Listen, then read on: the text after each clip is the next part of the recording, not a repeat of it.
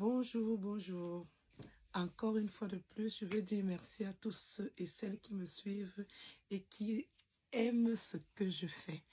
Alors, je suis PMD et appelez-moi Mani Doris. Alors, je veux dire à quelqu'un aujourd'hui, si tu es tombé sur ce programme, c'est parce qu'on va parler de la famille. On ne choisit pas sa famille et malheureusement, on avance avec la famille, mais on doit comprendre beaucoup de choses. Alors, la raison pour laquelle j'aimerais parler de cela, c'est parce que euh, c'est des points très essentiels que nous, on essaie souvent d'oublier, mais qu'il faut qu'on en parle. Le Seigneur m'a mis à cœur de parler de cela et j'aimerais bien en parler. Alors, je vais demander à tous ceux qui n'ont pas encore de Bible, si c'est sur votre téléphone que vous allez utiliser, ne soyez pas distraits. Allons lire Ézéchiel chapitre 2. Alors, Ézéchiel chapitre 2 nous parle de ceci. Je vais lire pour la gloire de Dieu à toute personne qui est là. Je parle du nom de Jésus. Hein. There is a power in the name of Jesus. There is a power in the name of Jesus. Donc, there is a power in the name of Jesus.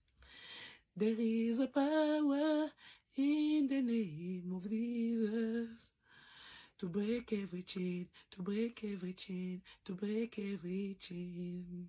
Alors je vais dire à quelqu'un qui est ici aujourd'hui, si tu es tombé sur ce programme, c'est parce que Dieu voudrait que tu t'interpelles et Dieu voudrait aussi que tu pries pour toi, tu pries pour ta famille et qu'ensemble nous puissions aussi voilà, bénéficier de tout ce que le Seigneur Dieu a prévu pour nous parce qu'il a dit que il a des projets de bonheur pour nous, pas des projets de malheur. Alors, je vais lire Ézéchiel chapitre 2, comme j'étais en train de dire, et comme j'ai toujours dit dans ce programme, c'est pour qu'on puisse apprendre à prier, apprendre à utiliser les paroles de Dieu et à comprendre. Voilà, je vais lire Ézéchiel chapitre 2 dans ma Bible. Il y a toujours des sous-titres. Il s'agit ici là de la mission du prophète, la vision du rouleau. Il me dit, fils de l'homme, tiens-toi sur tes pieds et je te parlerai. Tiens-toi sur tes pieds et je te parlerai. Je sais que je suis en genoux, comme d'habitude. Je préfère cette position d'humilité parce que je viens ici pour parler du Seigneur. Et j'aimerais que le Seigneur prenne le contrôle de ce moment par son Esprit Saint. Et j'aimerais que le Seigneur Jésus-Christ me regarde du ciel là-bas et qu'il comprenne à quel point j'ai vraiment envie que les personnes qui m'écoutent puissent prendre au sérieux leur relation avec Jésus. Le Seigneur dit que cherchez d'abord le royaume de Dieu et toutes choses vous seront données ensuite. Donc pour moi, je t'assure, je t'invite ici à commencer par Dieu et à faire les autres choses ensuite, après. Donc, localise-toi une place dans ta maison et dis-toi que je vais toujours prier le Seigneur Dieu. Je vais être au calme là-bas et je vais prier Dieu. C'est pas facile pour nous les parents parce que je vous assure, je dis toujours, quand les personnes disent qu'il faut aller à la montagne, je dis je vais aller à la montagne comment? J'ai mes responsabilités des enfants, je sais pas aller à la montagne, je vais prier à la maison chez moi et je vous assure, étant chez moi, depuis que j'ai toujours prié, le Seigneur m'a toujours exaucé et je vais encore inviter quelqu'un aujourd'hui à dire, prions, ouvre ta Bible, on va lire Ézéchiel chapitre 2. Donc, je continue, verset 1, il me dit, fils de l'homme, tiens-toi sur tes pieds et je te parlerai. Dès qu'il m'eut adressé ces mots, l'esprit entra en moi, il me fit tenir sur mes pieds et j'entendis celui qui me parlait. Il me dit, fils de l'homme, je t'envoie vers les enfants d'Israël, vers ces peuples rebelles qui se sont révoltés contre moi. Eux et leur père ont péché contre moi jusqu'au jour même où nous sommes. Écoutons bien, ça c'est quelque chose qui a été écrit depuis. Eh bien, le Seigneur nous dit, ils ont péché contre moi jusqu'au jour même où nous sommes. Ce sont des enfants à la face imprudente et au cœur endurci. Dans ta famille, est-ce que les personnes ont les cœurs endurcis? Tu sauras si les personnes ont les cœurs endurcis. Continuons la lecture. Je t'envoie vers eux et tu leur diras, ainsi parle le Seigneur l'Éternel. Qu'ils écoutent ou qu'ils n'écoutent pas, c'est une famille de rebelles. Ils sauront qu'un prophète est au milieu d'eux. Si tu as écouté mes deux précédentes vidéos, où j'ai ce t-shirt, bien entendu, j'ai parlé du fait qu'il y a une personne qui m'a appelé hier pour me demander que tu as déjà combien d'abonnés. J'ai dit, oh, toi-même qui me parles là, est-ce que tu t'es abonné? Parce que c'est une personne qui est proche de moi, donc c'est ma famille. Donc quand tu viens me demander que j'ai déjà combien d'abonnés, tu cherches à connaître le nombre d'abonnés que j'ai, est-ce que tout, tandis que toi-même tu t'es pas encore abonné. J'ai dit que vraiment, je ne vous comprends pas. De toutes les façons, ce que je veux comprendre, faire comprendre à quelqu'un, c'est que le Seigneur a dit dans Luc chapitre 4 que on n'est pas prophète chez soi. On n'est pas prophète chez soi. Mais à toi qui m'écoutes aujourd'hui, écoute bien ce passage, Ézéchiel chapitre 2. Il faut bien lire. Alors, on dit bien, ce sont des enfants à la face impudente et au cœur endurci. Je t'envoie vers eux et tu leur diras, ainsi parle le Seigneur l'Éternel. Qu'ils écoutent ou qu'ils n'écoutent pas, c'est une famille de rebelles. Ils sauront qu'un prophète est au milieu d'eux. Alors, je n'ai pas su beaucoup depuis tant d'années. Vous comprenez un peu? Je n'ai pas su vraiment ce qui était à moi qui était différent de beaucoup de personnes. Quand je dis beaucoup de personnes, ça veut dire que tu grandis dans une grande famille, il y a des personnes qui sont avec toi, mais il y a quelque chose que toi, tu ne comprends pas parce que j'étais toujours celle-là qui, j'avais des visions et puis j'allais toujours vers ma maman pour lui parler. Je lui disais parce que franchement, je ne comprenais pas si ce qui se passait à moi était vraiment normal parce que quand je demandais à mes frères et mes sœurs, il n'y avait pas la même vision que j'avais. Donc, c'est-à-dire, quand je regardais même ce qui se passait chez nous, je vous assure, j'aimais pas rester chez nous. Mes parents avaient de l'argent, hein. Ça, c'était pas un problème financier, la période là. Mais c'est juste que ce qui se passait, l'atmosphère, les bruits nocturnes qui se passaient me faisaient trembler au point que j'étais la championne pour toujours fuir la maison pendant les vacances. Donc, je vais continuer. On dit bien qu'ils écoutent ou qu'ils n'écoutent pas, c'est une famille de rebelles. Ils sauront qu'un prophète est au milieu d'eux. Et toi, fils de l'homme, ne les crains pas. Donc aujourd'hui, moi, je suis capable de dire à ma famille que vous savez aujourd'hui qu'il y a une prophétesse au milieu de vous. Et je vous assure, témoignage réel. J'ai une tante, son fils m'a appelé, il m'a dit, je voudrais qu'on prie ensemble. Et il m'a posé un problème. Je lui ai dit que, voilà, ce qu'on va faire, on va continuer avec la prière. Et le Seigneur, Dieu va te parler à toi-même. On s'est lancé dans la prière, on a prié. Et puis, il a senti qu'il y avait un changement en lui. Alors, sans que je le sache, il a appelé sa maman. Il a dit à sa maman que, ben, qu'est-ce qui ne va pas avec Doris? Parce que chaque fois, vous avez toujours à dire par rapport à elle. Mais moi, j'ai prié avec elle au téléphone. Au téléphone. Je n'ai jamais ressenti ce que j'ai ressenti, mais je vous assure, il y a une notion de Dieu sur elle. Et puis sa mère lui a dit, ça, on le sait. On le sait depuis. Et puis, moi, je ne savais pas. Qu'est-ce qui se passe alors? Sa maman, je crois qu'elle a parlé aussi à sa petite sœur. Et la petite sœur m'a contacté également pour que on continue avec la prière. Et puis, j'ai également prié avec sa petite sœur. Et jusqu'à là, ma tante n'a pas pu venir vers moi. Écoutez bien, la tante a dit à mon cousin direct, hein, que oui, on le sait. Mais comment est-ce que comment est-ce que son fils a su? Ça, je n'étais même pas là. Je suis un peu au courant. J'appelle maintenant mon cousin pour lui dire, mais ta petite soeur m'a appelé pour qu'on prie. Voilà, on a prié, voilà. Et elle était contente. Et voilà. Parce que ça faisait depuis beaucoup de temps, hein, peut-être, je peux même dire, 4 ans que je n'avais pas parlé avec ma cousine, donc qui était sa petite soeur. Donc j'étais quand même là où je te dis, waouh. Certainement, il a parlé avec sa soeur et puis c'est pour ça qu'il m'a appelé. Et c'est là où il me dit, ben oui, c'est parce que j'ai parlé à la maman pour leur dire que je ne comprends pas quel problème il y a avec toi. Je ne comprends pas pourquoi les personnes parlent toujours des choses de toi. Mais tandis que moi, j'ai prié avec toi, j'ai remarqué un changement dans ma vie aussitôt. Et puis, c'est pour vous dire à quelqu'un. C'est pour dire à quelqu'un aujourd'hui que dans ta famille, comme on dit que les rois mages là sont quittés, ils ont vu l'étoile de Jésus et ils ont suivi l'étoile de Jésus et ils sont venus pour chercher là où l'enfant, le roi des Juifs devait vivre. Et ils sont passés par Hérode pour demander à Hérode qu'ils sont là parce qu'ils veulent adorer l'enfant Jésus. C'est pour te dire à toi qui m'écoutes aujourd'hui, Tu peux être le prophète de ta famille. Et ta famille ont déjà vu comme le roi mage avait déjà vu. Quand on a dit à Hérode que il y avait un roi, qu'est-ce que Hérode a dit au mage? Il a dit, allez l'adorer et revenez me dire là où il est pour que moi aussi j'aille l'adorer. Est-ce qu'il allait vraiment l'adorer? Mais on dit bien que quoi? Joseph a eu un songe, l'ange lui a parlé de prendre l'enfant Jésus et de fuir avec l'enfant Jésus, d'aller en Égypte avec l'enfant Jésus et sa mère. Et alors, quand le Hérode, là, le roi, s'est rendu compte que les mages ne sont pas venus comme il était prévu, il a ordonné que tous les enfants de 2 ans en descendant soient tués. Parce que Hérode avait peur que Jésus, en tant que l'élu, le roi, celui que son étoile brillait, devait venir prendre sa place. Alors que Jésus n'était pas là pour ce poste-là.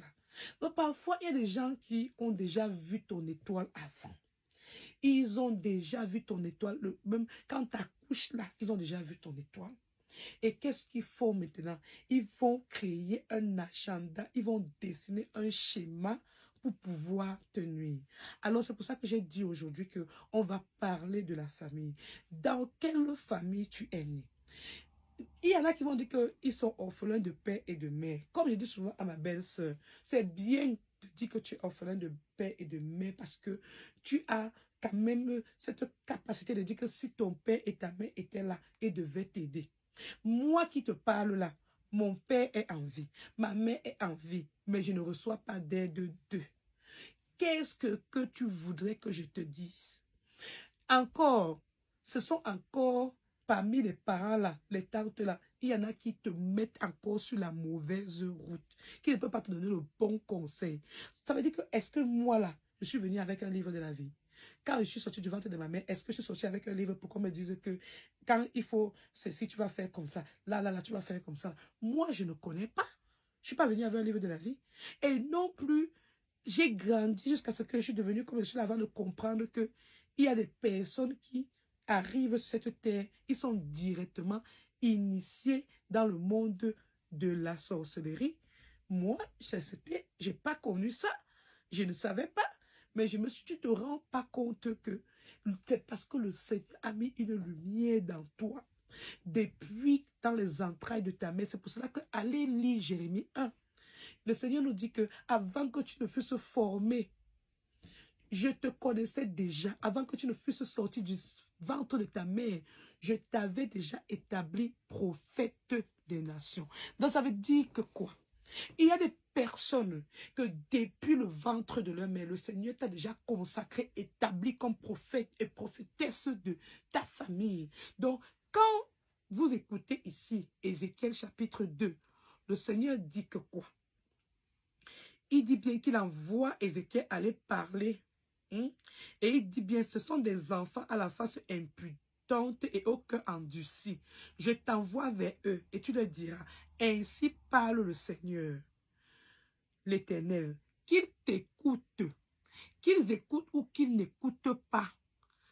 Car c'est une famille de rebelles. Ils sauront qu'un prophète est au milieu d'eux. Je vais vous dire quelque chose. Moi, là, non, ils savent que ma langue est une langue qui va parler la vérité. Alors, il y a des choses qu'on sait déjà là que ne parle pas. On dit bien ne parle pas Doris comprend. Parce que si Doris comprend là, c'est parti. Parce qu'ils m'ont toujours nommé depuis que je suis petite radio. C'est aujourd'hui là que je comprends. Je comprends. Donc, c'est pour te dire que toi-même qui m'écoutes là aujourd'hui, essaie de prendre un peu le bic et la feuille. Commence à écrire un peu les points clés de ton enfance, de ce que tu te rappelles de ton adolescence et demande-toi quel est l'héritage familial qu'on t'a donné.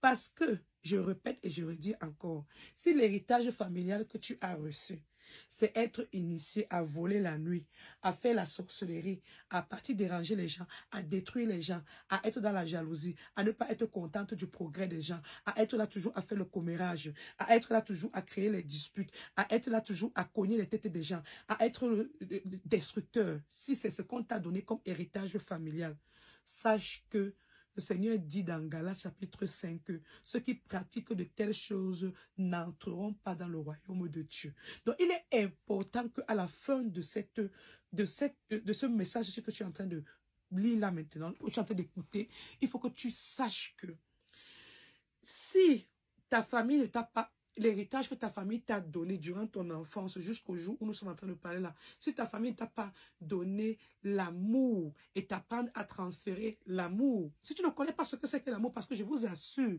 j'ai compris, j'ai rencontré des personnes que jusqu'à 40 ans, ils n'ont pas connu l'amour. Tout ce qu'ils savent, c'est s'ils veulent, ils te regardent.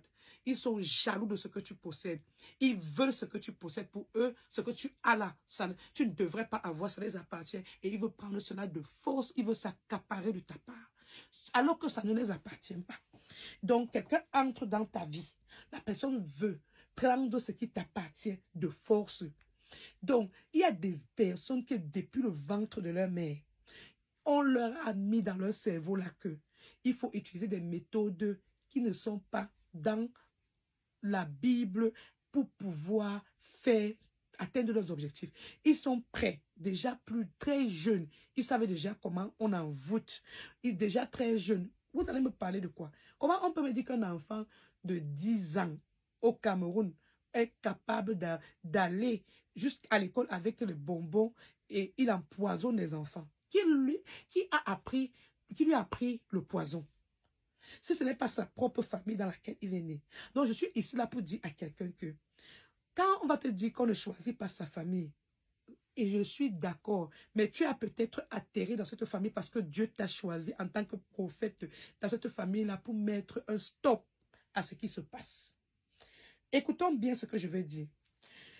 Vous allez me demander que la dame là, est-ce que ce qu'elle parle là, elle parle même de quoi? Je parle de ma vie. Je parle de ma vie parce que des personnes qui sont très proches à moi, ayant déjà su que le Seigneur, Dieu créateur du ciel et de la terre, avait mis son étoile en moi, c'est-à-dire tous se sont concertés pour pouvoir tracer des plans démoniaques en vue de me faire tomber afin que quoi, l'Esprit Saint, la lumière de l'Esprit Saint ne soit plus là. Mais je vais dire, unfortunately for them, donc malheureusement pour eux, le fait que Dieu qui est là-bas en haut, là, c'est un Dieu qui ne ment pas, c'est un Dieu qui est fidèle. Quand tu l'appelles, il te répond.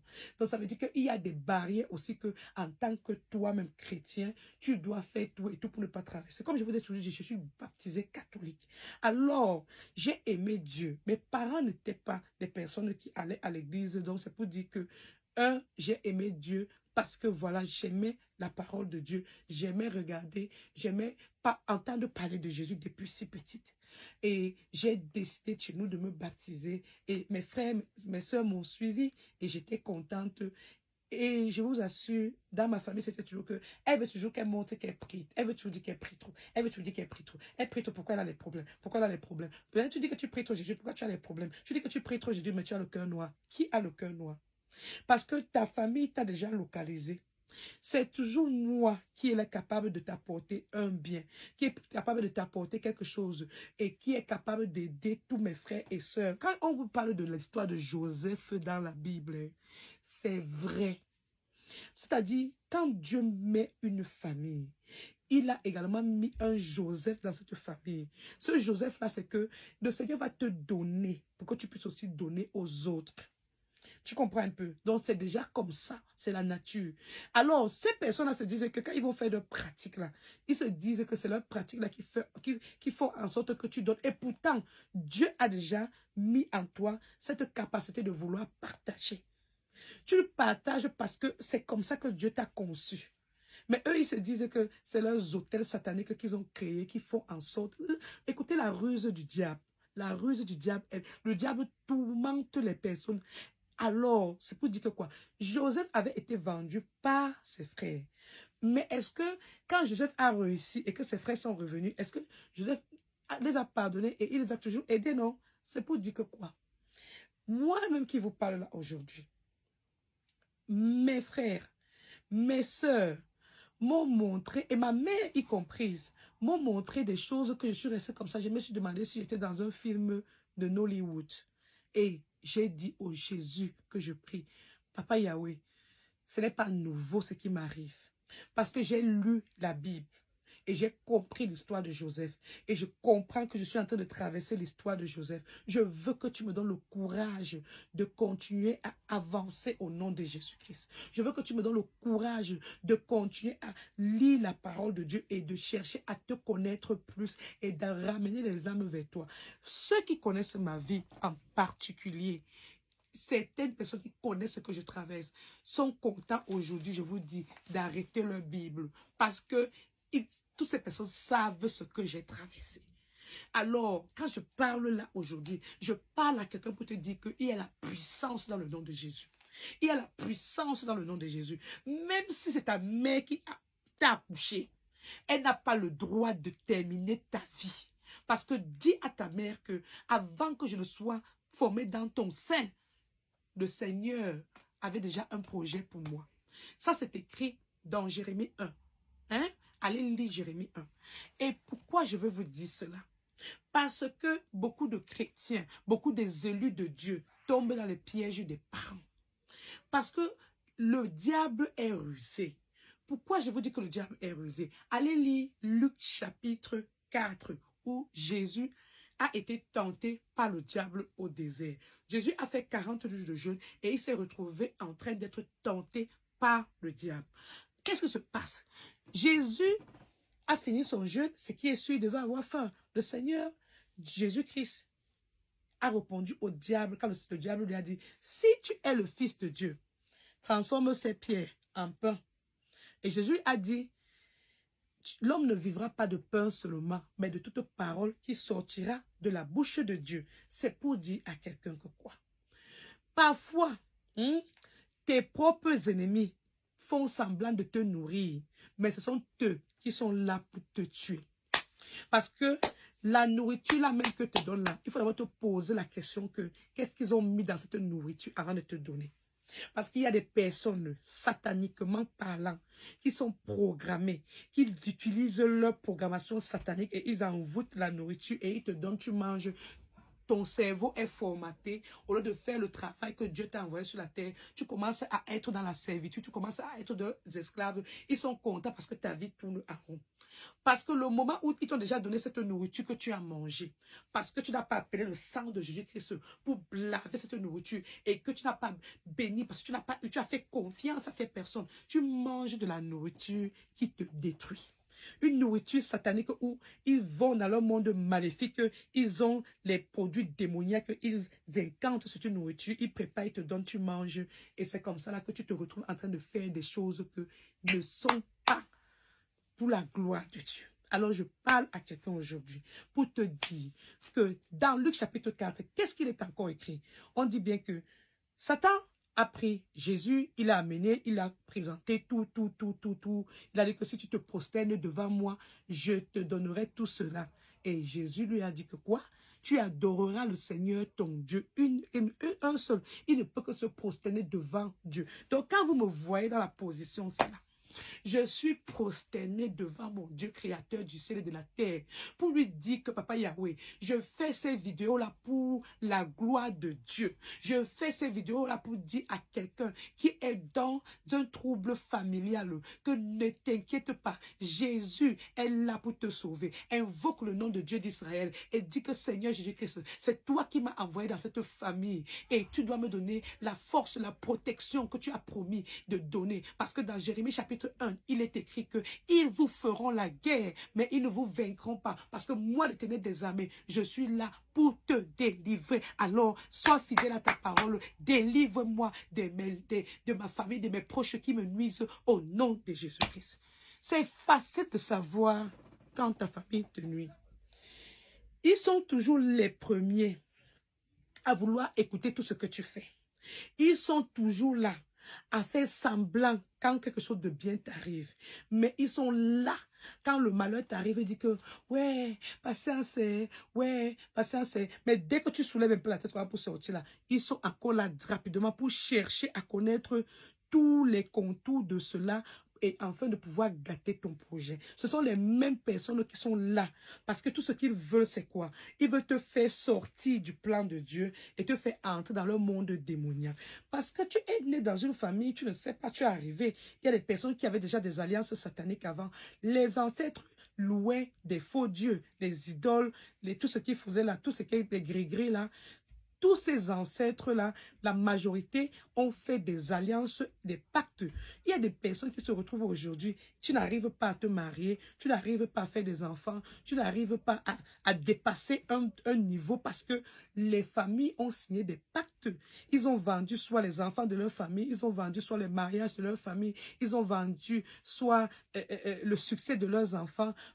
Tout ce qu'ils ont fait là, il faut briser, il faut détruire, il faut dire, Seigneur, je brise toutes les malédictions familiales. Et parce que la Bible est claire là-dessus, le Seigneur Dieu a dit que quand une famille a fait de telles choses, il maudit la famille de la 4e génération et jusqu'à... Alors, tu ne connais pas la 40e génération, tu es. Donc, il est possible maintenant qu'aujourd'hui, là, tu te poses la question, tu regardes par derrière ta famille, tu te demandes que où est-ce que nous sommes en train d'aller? Je veux comprendre ce que ma famille est en train de vivre. Il est impossible que ça m'arrive, ça arrive à ma cousine, ça arrive à ma tante, ça arrive à la génération précédente. Et ça arrive. Tu dois briser cela, tu dois te lever maintenant en tant que ce prophète, parce que le Seigneur dit que quoi? Il dit ici là que qu'il t'écoute ou qu'il ne t'écoute pas, car c'est une famille de rebelles, ils sauront qu'un prophète est au milieu d'eux. Et toi, fils de l'homme, ne les crains pas. Ne les crains pas, ne crains pas leur discours, quoique tu aies auprès de toi des ronces et des épines, et que tu habites avec des scorpions. Hein? Le Seigneur nous dit bien, ne crains pas leur discours, ne t'effraie pas de leur visage, quoi qu'il soit une famille de rebelles. Donc le Seigneur sait que auprès de toi là, ne crains pas leur visage. Tu vas parler avec eux comme ça là. Mais la nuit là, ils vont se déguiser pour venir te faire peur. Dieu, je vous envoie le feu de Jésus-Christ. Je jaillis le sang de Jésus-Christ sur mon lit. Vous ne pouvez pas m'atteindre. Partout là où je passe, je mets le sang de Jésus. Le sang de Jésus-Christ sur mon corps. Je me lave avec le sang de Jésus-Christ. Pluie de sang de Jésus-Christ descend sur moi de la tête jusqu'aux pieds. Lave-moi, purifie-moi. Que je reste intouchable. Touchable aux yeux de mes ennemis. Touchable aux personnes qui viennent vriller avec moi alors qu'ils ont le cœur double. Papa Yahweh, montre ta protection sur moi, Papa Yahweh. Tu as dit que invoque mon moment de la détresse, je te répondrai. Je suis en train de t'invoquer. Viens détruire toutes les alliances familiales qui nuisent à ma vie. Viens détruire tous les démons qui sont entrés dans les membres de ma famille qui veulent nuire à ma vie au nom puissant de Jésus-Christ. Tu as le droit, Papa Yahweh, que tout lieu sataniquement là, ils vont se relever. Que tu envoies le feu de Jésus qui se brûler. Détruis tout ce qui est en train de programmer contre ma vie, contre la vie de mes enfants. Que le feu de Jésus qui se brûle tout ce qu'ils ont programmé de négatif dans ma vie au nom puissant de Jésus-Christ. Tu es capable de le faire.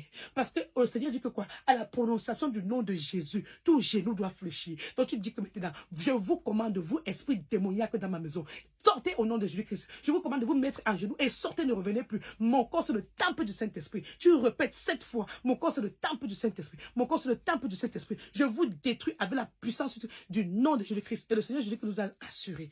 Dans Jean chapitre 14, il a dit que quoi? Tout ce que vous demanderez à mon Père, demandez à mon nom. Et quand vous allez demander cela à mon nom, vous allez obtenir. Et le Seigneur Jésus dit que quoi? Tous ceux qui croiront en moi pourront faire des miracles aussi plus grands que moi. Ça veut dire que quoi? Même si tu restes dans la nuit, tu entends les bruits dans la toiture. Pendant dit que j'envoie le feu de Jésus qui se détruit. J'appelle Saint-Michel-Archange maintenant de détruire tous ces bruits sataniques là. Au nom de Jésus. Que le nom de Jésus-Christ là vienne détruire les méchants. Que vous tremblez tous les méchants là. Le nom de Jésus appelle le nom de Jésus-Christ. Pour demander à Dieu de détruire toutes les forces sataniques. Que ça vienne de tes amis, que ça vienne de ta belle famille, que ça vienne de ton voisinage, que ça vienne de ta propre famille dans laquelle tu es né. Tu es capable toi-même d'identifier ce qui ne va pas dans ta vie. Laissez les affaires qu'on va toujours appeler le pasteur, le prêtre, le prophète, parce que tu connais ta vie plus que tout. Si tu prends ton bec et ta feuille, tu écris toi-même que voilà les problèmes qui se répètent chaque année. Voilà les problèmes qui se répètent dans la vie de mon frère, dans ma soeur. Je veux briser cela. Parce que le diable a un mécanisme très dangereux et il est très organisé. C'est parce que nous, les enfants de Dieu, on ne veut pas prier. Le diable s'organise pour détruire ta vie. Parce que toi, quand tu es né, tu as une quantité d'Esprit Saint dans toi. C'est le Saint-Esprit là qui est dangereux pour le monde des ténèbres. Parce que qu'ils veulent détruire la lumière du Saint-Esprit qui est en toi. Pourquoi? Parce que là où ce n'est plus pur, les anges ne vont plus venir. Donc, si toi, tu t'encadres que des impuretés, si tu fais la débauche, tu fais la prostitution, tu fais la jalousie, tu t'arranges pour aller tuer quelqu'un, dans la famille, ils ont programmé qu'ils vont empoisonner quelqu'un. Tu connais aussi qu'il faut empoisonner. Les anges vont se retirer de toi parce que le Seigneur n'est pas là pour accompagner les